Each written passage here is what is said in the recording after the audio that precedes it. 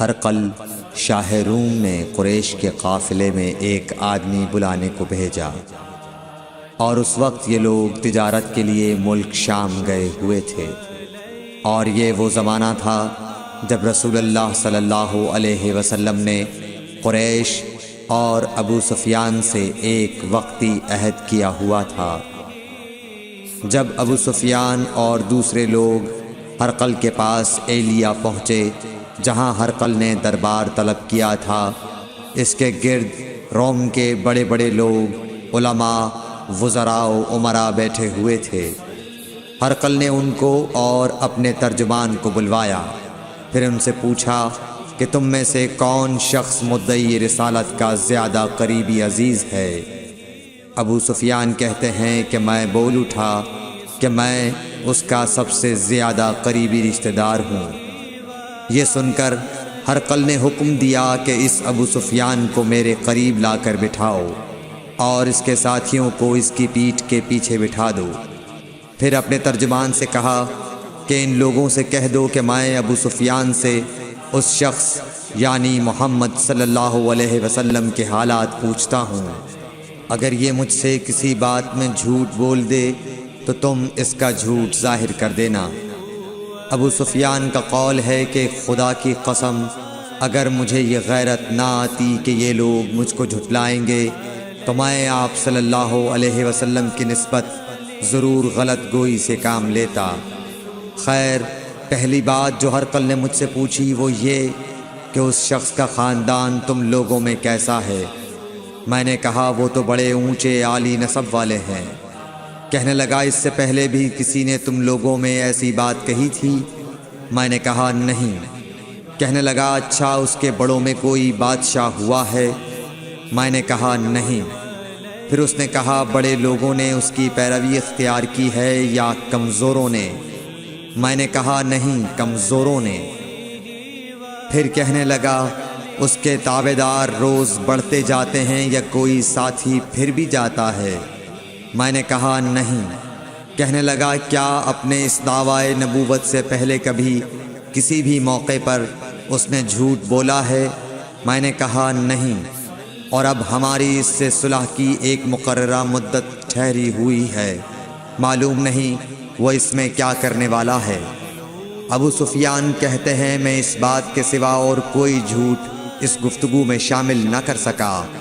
ہرقل نے کہا کیا تمہاری اس سے کبھی لڑائی بھی ہوئی ہے؟ ہم نے کہا کہ ہاں۔ بولا پھر تمہاری اور اس کی جنگ کا کیا حال ہوتا ہے؟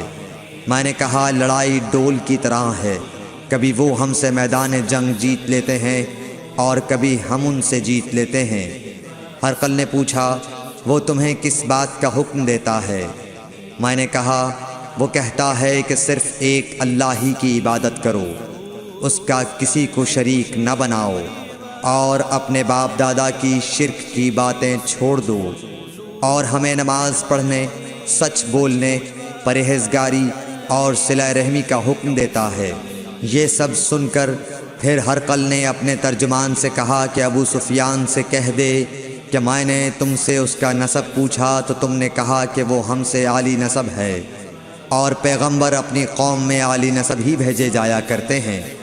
میں نے تم سے پوچھا کہ دعوی نبوت کی یہ بات تمہارے اندر اس سے پہلے کسی اور نے بھی کہی تھی؟ تو تم نے جواب دیا کہ نہیں۔ تب میں نے اپنے دل میں کہا کہ اگر یہ بات اس سے پہلے کسی اور نے کہی ہوتی تو میں سمجھتا کہ اس شخص نے بھی اسی بات کی تقلید کی ہے جو پہلے کہی جا چکی ہے۔ میں نے تم سے پوچھا کہ اس کے بڑوں میں کوئی بادشاہ بھی گزرا ہے؟ تو تم نے کہا کہ نہیں۔ تو میں نے دل میں کہا کہ ان کے بزرگوں میں سے کوئی بادشاہ ہوا ہوگا تو کہہ دوں گا کہ وہ شخص اس بہانے اپنے آباء و اجداد کی بادشاہت اور ان کا ملک دوبارہ حاصل کرنا چاہتا ہے۔ اور میں نے تم سے پوچھا کہ اس بات کے کہنے یعنی پیغمبری کا دعویٰ کرنے سے پہلے تم نے کبھی اس کو دروغ گوئی کا الزام لگایا ہے؟ تم نے کہا کہ نہیں۔ تو میں نے سمجھ لیا کہ جو شخص آدمیوں کے ساتھ دروغ گوئی سے بچے وہ اللہ کے بارے میں کیسے جھوٹی بات کہہ سکتا ہے۔ اور میں نے تم سے پوچھا کہ بڑے لوگ اس کے پیرو ہوتے ہیں یا کمزور آدمی؟ تم نے کہا کمزوروں نے اس کی اتباع کی ہے۔ تو دراصل یہی لوگ پیغمبروں کے متبعین ہوتے ہیں۔ اور میں نے تم سے پوچھا کہ اس کے ساتھی بڑھ رہے ہیں یا کم ہو رہے ہیں؟ تم نے کہا کہ وہ بڑھ رہے ہیں، اور ایمان کی کیفیت یہی ہوتی ہے حتیٰ کہ وہ کامل ہو جاتا ہے۔ اور میں نے تم سے پوچھا کہ آیا کوئی شخص اس کے دین سے ناخوش ہو کر مرتد بھی ہو جاتا ہے؟ تم نے کہا نہیں۔ تو ایمان کی خاصیت بھی یہی ہے، جن کے دلوں میں اس کی مسرت رچ بس جائے وہ اس سے لوٹا نہیں کرتے۔ اور میں نے تم سے پوچھا کہ آیا وہ کبھی عہد شکنی کرتے ہیں؟ تم نے کہا نہیں۔ پیغمبروں کا یہی حال ہوتا ہے، وہ عہد کی خلاف ورزی نہیں کرتے۔ اور میں نے تم سے کہا کہ وہ تم سے کس چیز کے لیے کہتے ہیں؟ تم نے کہا کہ وہ ہمیں حکم دیتے ہیں کہ اللہ کی عبادت کرو، اس کے ساتھ کسی کو شریک نہ ٹھہراؤ، اور تمہیں بتوں کی پرستش سے روکتے ہیں، سچ بولنے اور پرہیزگاری کا حکم دیتے ہیں۔ لہٰذا اگر یہ باتیں جو تم کہہ رہے ہو سچ ہیں تو ان قریب وہ اس جگہ کا مالک ہو جائے گا کہ جہاں میرے یہ دونوں پاؤں ہیں۔ مجھے معلوم تھا کہ وہ پیغمبر آنے والا ہے، مگر مجھے یہ معلوم نہیں تھا کہ وہ تمہارے اندر ہوگا۔ اگر میں جانتا کہ اس تک پہنچ سکوں گا تو اس سے ملنے کے لیے ہر تکلیف گوارا کرتا۔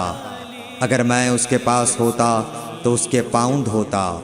ہرقل نے رسول اللہ صلی اللہ علیہ وسلم کا وہ خط منگایا جو آپ نے وحیہ کلبی رضی اللہ تعالیٰ عنہ کے ذریعے حاکم بصرہ کے پاس بھیجا تھا، اور اس نے وہ ہرقل کے پاس بھیج دیا تھا۔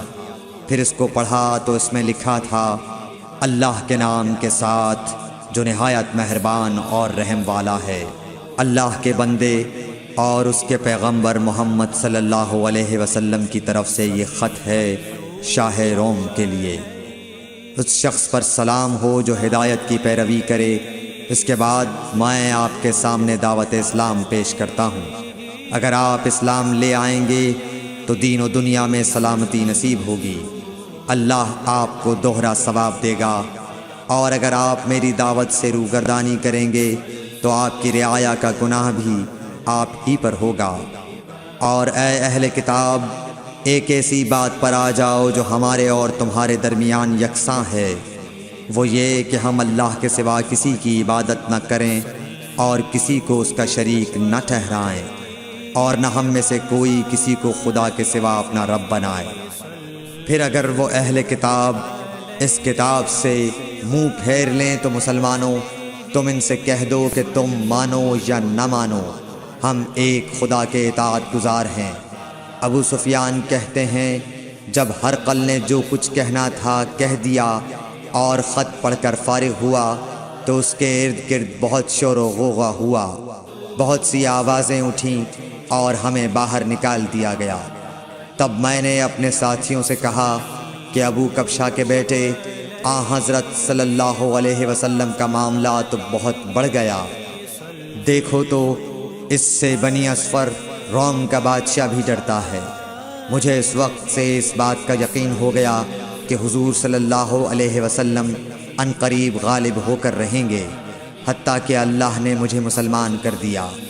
راوی کا بیان ہے کہ ابن ناطور ایلیا کا حاکم ہرقل کا مصاحب اور شام کے نصارہ کا لاٹ پادری بیان کرتا تھا کہ ہرقل جب ایلیا آیا ایک دن صبح کو پریشان اٹھا تو اس کے درباریوں نے دریافت کیا کہ آج ہم آپ کی حالت بدلی ہوئی پاتے ہیں، کیا وجہ ہے؟